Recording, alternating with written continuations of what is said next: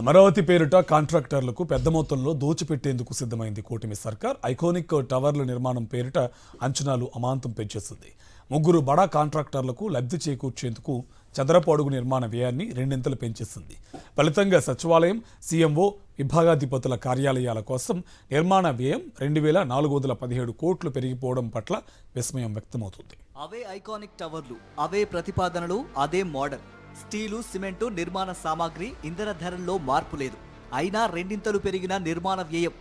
2018లో సచివాలయం 1-2 టవర్ల నిర్మాణ అంచనా వ్యయం 932.46 కోట్లు.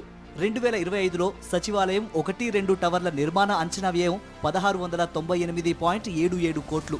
2018లో సచివాలయం 3-4 టవర్ల నిర్మాణ అంచనా వ్యయం 784.62 కోట్లు. 2025లో సచివాలయం 3-4 టవర్ల నిర్మాణ అంచనా వ్యయం 1,007.82 కోట్ల రూపాయలు.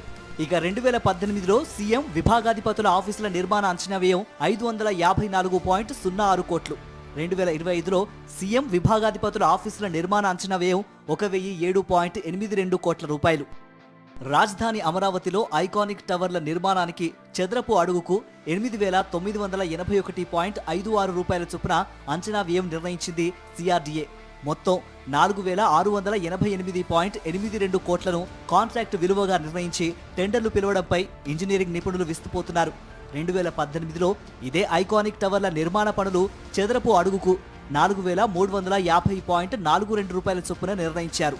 మొత్తం 2,271.14 కోట్లకు కాంట్రాక్ట్ అప్పగిస్తూ నాడు టీడీపీ సర్కార్ ఒప్పందం చేసుకుంది.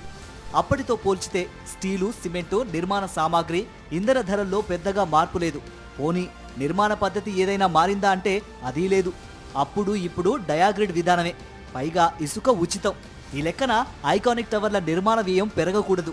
కానీ 2018తో పోల్చితే చదరపు అడుగుకు ఏకంగా 4,631.14 రూపాయల చొప్పున ఐకానిక్ టవర్ల నిర్మాణ వ్యయాన్ని 2,417.68 కోట్ల రూపాయలు పెంచేశారు. దీంతో రాజధాని ఐకానిక్ టవర్ల టెండర్లలో భారీ గోల్మాల్ జరిగిందనే అనుమానాలు వ్యక్తమవుతున్నాయి.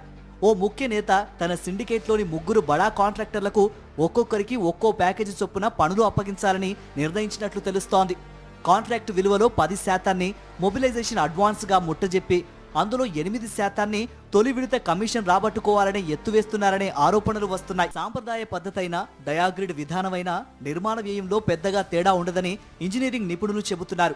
ఎంత ఖర్చు చేసినా చదరపు అడుగుకు 1,800 రూపాయల నుంచి 2,000 రూపాయల వరకు వ్యయం అవుతుందని అంచనా వేస్తున్నారు. పైగా డయాగ్రిడ్ విధానంలో అంతస్తులు పెరిగే కొద్దీ నిర్మాణ వ్యయం తగ్గుతుందని పేర్కొంటున్నారు. 2015లో ఓటుకు నోటు కేసు తర్వాత ఉండవల్లికి మకా మార్చారు సీఎం చంద్రబాబు. అప్పుడు తాత్కాలిక సచివాలయ నిర్మాణ పనులను చదరపు అడుగు 3,350 రూపాయల చొప్పున 201 కోట్లకు షాపూర్జీ, పల్లోంజీ, ఎల్ఎన్టీ సంస్థలకు అప్పగించారు. కానీ నిర్మాణం పూర్తయ్యేసరికి అంచనా వ్యయం ఏకంగా 1,151 కోట్లకు చేరుకుంది. అంటే చదరపు అడుగుకి 19,183 రూపాయల చొప్పున బిల్లులు చెల్లించారు.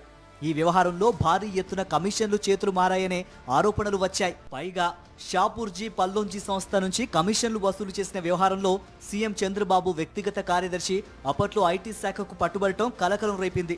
ఇప్పుడు శాశ్వత సచివాలయం పేరుతో నిర్మిస్తున్న ఐకానిక్ టవర్ల నిర్మాణంలోనూ అదే తరహా దోపిడీకి తెరతీసినట్లు తెలుస్తోంది.